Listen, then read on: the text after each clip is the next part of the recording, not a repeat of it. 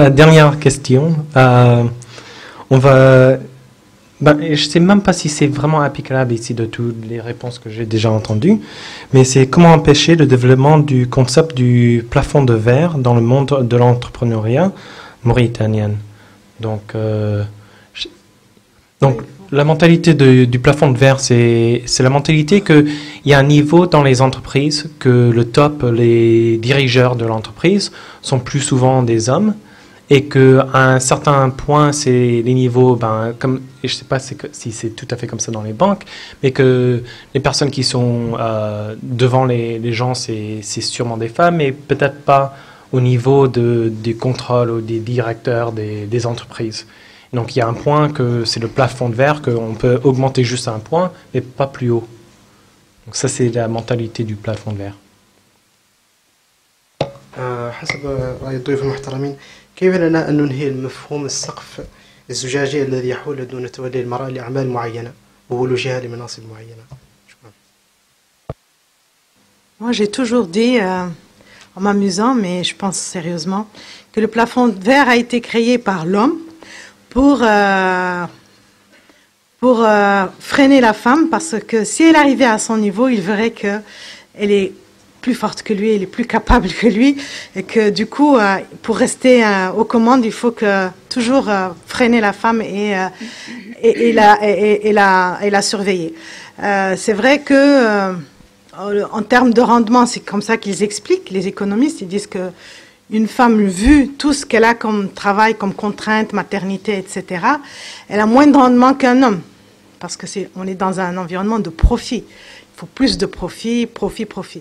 Et si on a le salaire, justement, que je réclame, je vais commencer à le réclamer, le salaire pour tout ce travail non déclaré, je pense que ce plafond de verre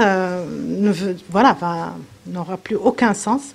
Et c'est un long travail qu'il faut que les femmes fassent, que les hommes fassent, et que par l'éducation, par l'amélioration de l'éducation, il faut qu'on sache, nous, ce qu'on veut demain, comme Mauritaniens, comme citoyens de demain.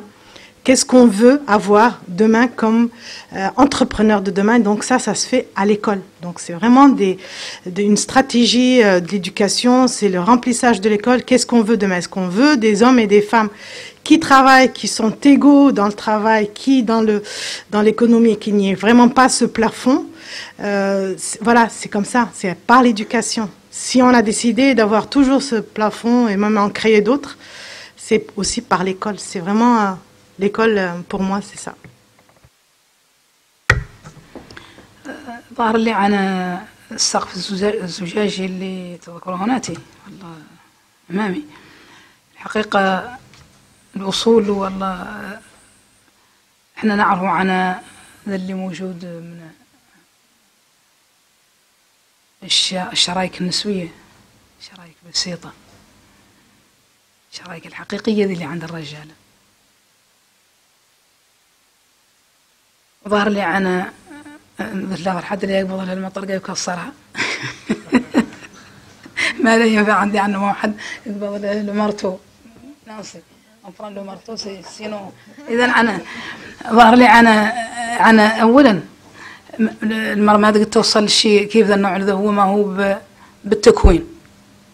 التعليم أولا والتأهيل، الإنسان ما هو مكون وما هو مؤهل. يا غير مولي في الحقيقة لا يتم فم الله فم عراقل فماتيها بين قوسين. لا يتم على كل حال حسب ذا اللي فات بعد هجرة وفات خلق، يا كنعودوا ما نغالطوا أنفسنا ولا نقولوا شيء ما هو حق.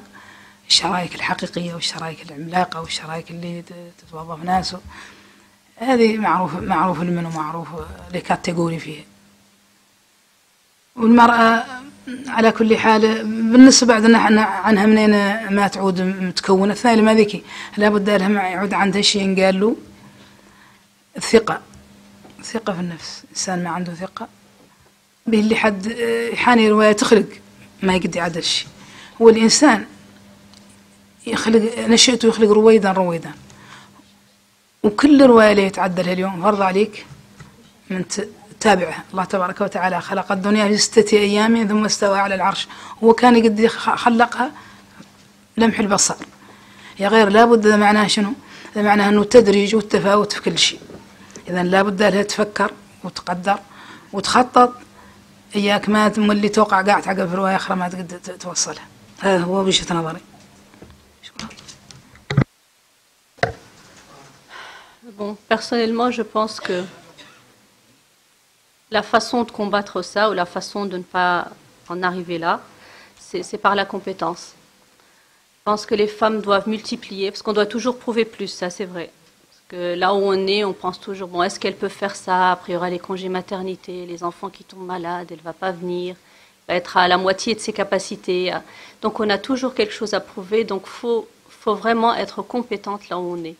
Bon, pour l'anecdote, personnellement, pour l'entretien d'embauche, quand on allait m'embaucher, on m'avait posé la question, est-ce que vous pensez que le fait que vous soyez une femme dans un pays comme la Mauritanie, est-ce que vous pensez que ça peut nuire un peu à l'entreprise ou aux intérêts de l'entreprise ou diminuer, ou si c'était un homme, est-ce que ça serait... Bon, j'ai dit que je pense que non, parce que c'est vrai qu'on a la chance, comme l'a dit Nancy, qu'on est en Mauritanie et qu'ici, on a la facilité d'être bien respecté, d'être considéré. Et je trouve même que des fois, on peut bénéficier pas mal de fois de discrimination positive. En tout cas, au niveau de l'administration. Certaines fois, je sais que ce n'est pas toujours le cas. J'en ai fait l'expérience, personnellement. Bon, mais l'inconvénient, c'est toujours que, bon, il y a le travail formel, et puis il y a ce qui permet vraiment d'avancer et d'atteindre les plus hauts niveaux, ça se passe aux toilettes, comme disait Nancy tout à l'heure, que les plus grandes décisions se prennent aux toilettes. Bon, quand dans un monde d'hommes, on ne peut pas aller aux mêmes toilettes, donc il faut trouver d'autres moyens d'être plus présentes. Donc il faut multiplier déjà le nombre de femmes qui arrivent à accéder aux hautes responsabilités. Et je répète, c'est la compétence, c'est la compétence et c'est la compétence. Il n'y a rien d'autre qui peut aider. Je crois aussi qu'il faut oser. Alors, comment convaincre les femmes d'oser? Je suis tentée de dire, tiens, les jeunes femmes qui veulent entreprendre devraient faire une association, une organisation. Mais à ce moment-là, on se place de côté et on fait justement une discrimination. On dit les entreprises féminines et les femmes entrepreneurs et tout. Alors que l'objectif, c'est d'être des entrepreneurs dans le neutre. En anglais, c'est bien parce qu'il n'y a pas le féminin et le masculin, alors qu'en français, on est tout de suite tenté de mettre... Donc, comment les femmes peuvent-elles se former, se convaincre et se soutenir mutuellement sans se mettre de côté et dire, nous, on est spécial, Temeyouz, et puis il faut nous faire. Je suis d'accord que... Enfin, je suis d'accord avec tout ce qu'on a dit, mais en même temps, il y a cette tentation de dire comment on va donner aux femmes le courage d'oser. Comment les femmes peuvent se donner le courage les unes les autres, parce que c'est vrai que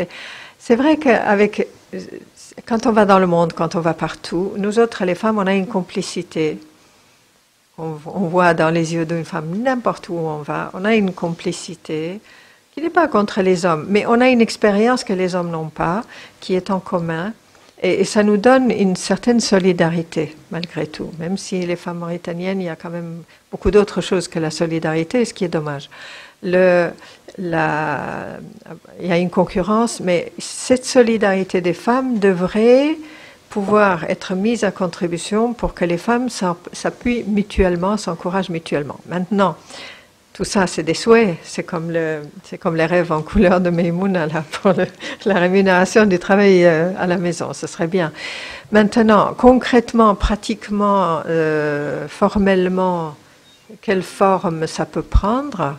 Ça, c'est à vous, les jeunes entrepreneuses, d'essayer de proposer. Eh bien, on arrive à la clôture de la journée. Donc, du premier coup, merci beaucoup à la panel. C'était très informatique, j'imagine, à tout le monde. Je voulais aussi dire un dernier petit mot aux jeunes femmes qui sont dans la salle. Je veux pas que vous vous dites ces dames, elles sont différentes, on n'est pas pareil. On a toutes, à un niveau ou à un autre, on a toutes eu votre âge, on a toutes eu à un moment ou à un autre votre niveau. Donc, faut se dire que au contraire, que tout est possible, que si c'est pas possible aujourd'hui, ça sera possible demain. Personnellement, j'ai dû arrêter de travailler plusieurs fois. Arrêter parce que j'ai un enfant, parce qu'il est petit, attendre qu'il grandisse. C'est un jour ma petite fille avec qui je faisais les devoirs. Elle me dit, et je lui dis, allez, il faut travailler, il faut avoir une bonne note. Elle me dit, mais pourquoi, maman? Pourquoi on va à l'école? Pourquoi? Mais pour travailler après, pour gagner ta vie. Elle m'a regardée, elle m'a dit, mais toi, tu travailles pas, pourtant, tu as fait tes études. Là, il fallait que je lui trouve une réponse. Je me suis dit, c'est pas possible. Je peux pas demander à ma fille de travailler pour avoir un avenir et lui dire, le but, c'est qu'après, tu travailles, que tu es encore une fille, que tu t'arrêtes de travailler et que tu fais les devoirs avec elle. Donc, faut essayer de trouver toujours des alternatives. Faut pas accepter d'arrêter, faut se battre. Et voilà, faut essayer d'être excellente partout. Ok, donc on va avoir un petit café après, un pause café. Avant ça, 2 petits mots à propos de demain. On va avoir des workshops qui vont être sur les sites d'internet. On va avoir des workshops pour customer development, aussi des business model canvas, plein d'outils qu'on peut utiliser pour le week-end au niveau de gérer, pour Startup Weekend, pour gérer les entreprises. Donc c'est des outils task management. Je sais pas tout à fait comment ça se traduit, mais c'est pour gérer les activités les tâches, de gérer les tâches et des trucs comme ça. Donc c'est plein de choses que je vois souvent qui marchent dans des petites boîtes, souvent dans les startups, et on fera tout ça demain.